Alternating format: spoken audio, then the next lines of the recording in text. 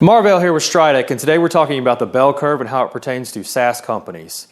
If you're not familiar with the bell curve, it's pretty much just segments of your market. There's 5 segments of your beachhead market or your initial market. Typically, we like to keep those markets around about 1 million potential users or buyers. So we're just going to talk about how we separate those potential million buyers or users out and what each kind of persona and identifying characteristics each of them have. The first segment of the bell curve is the smallest segment. It's only 2.5% or 25,000 potential users. And it's called the innovators, right? These are your tech people. These are people who are looking for the latest and greatest in tech. These are people who want to know, about blockchain. They want to know about AI. Not only do they want to know about it, but they want to integrate it into whatever they're doing, knowing that there may or may not be a future in it just yet, but they want to be a part of, the latest and greatest.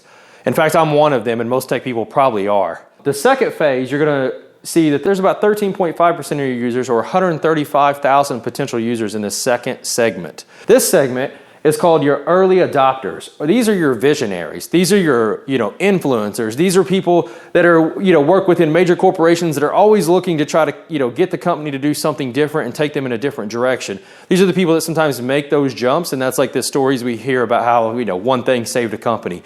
That's these kind of people. They see the potential, they see the benefits of the service, and they want to help kind of promote it along, right? These are people who are going to promote. They're going to be referral users. They're going to be, like I said, Instagram, LinkedIn, Facebook influencers, things like that. The issue is after you've captured both of these segments, then you're going to go into what's called the chasm.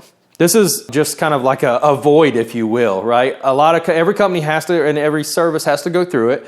And essentially what happens is when you start, right, you start with those tech people down here, and you're just pretty much going up, on an upward trajectory with the expectations, right? So these are the expectations as you gain more users. Now you got these social media marketing people that are really just touting your service and just really pumping it up, right? So now the expectations are way up here. The problem is the next segment is is the initial mass market.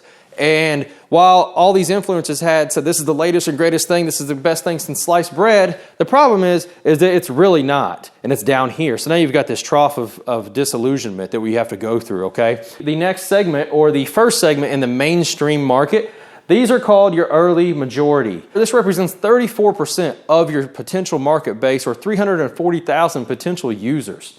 These people want to see proven benefits, right? They don't just want to see an Instagram post about how someone, did something great. They want to see a company's used it. They want to see use cases, and they want to see, plenty of history behind it, a little bit of history, things like that, to make sure that whatever they're buying into actually does what it's supposed to do. So if you think about it, you're taking all these expectations that these influencers and these early adopters set, and you're kind of meeting in the middle here with where the mass market really is, right?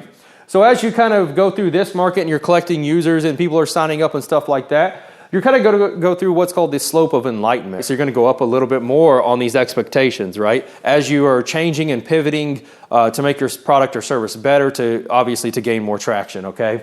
So you've got the early majority, right? 34%, late majority, another 34% of your potential users. So another 340% of your total users for a total of 680% of your total potential users. So it's the biggest part of your market segment, right? So it's very important that you set up a good feedback loop. You get feedback from these people constantly, and you pivot and change, because if you don't, this is where your product or service is probably going to die, or it's always just going to be for innovators and tech enthusiasts. These late majority, they're the conservative type, right? And I don't mean conservative as in the political, I mean they're conservative in their business views, right? They're not going to make quick changes, okay? They've probably been around for 100 years. Their company is an older company. They're happy with status quo. However, they will adopt your product if they understand that by not adopting your product or service, that they will actually lose money. At that point, they will start adopting your product or service. They represent the second half of your largest part of your market, right? The largest part of your segment here.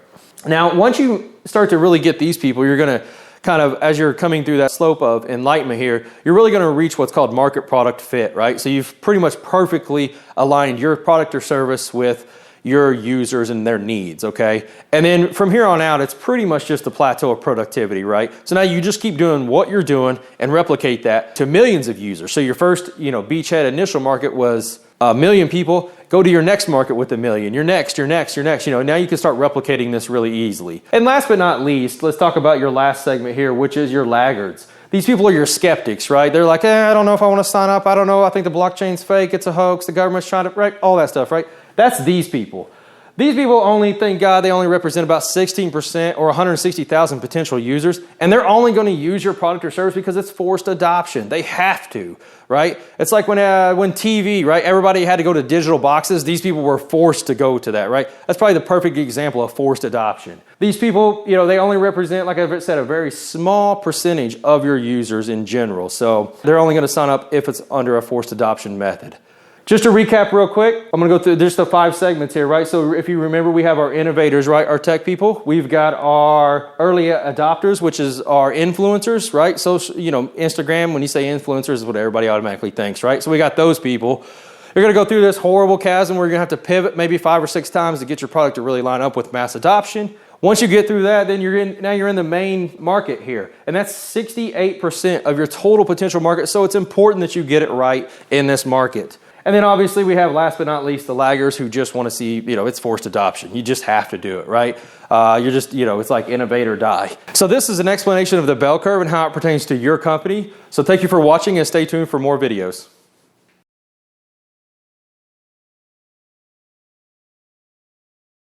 Marvell here, and I want to take the time to thank you for watching my videos. These videos are based on my professional experience of 10 years as a professional entrepreneur. So if you're getting value from these videos and you like what you see, please subscribe to the rest of my content on all social media channels. Once again, thank you.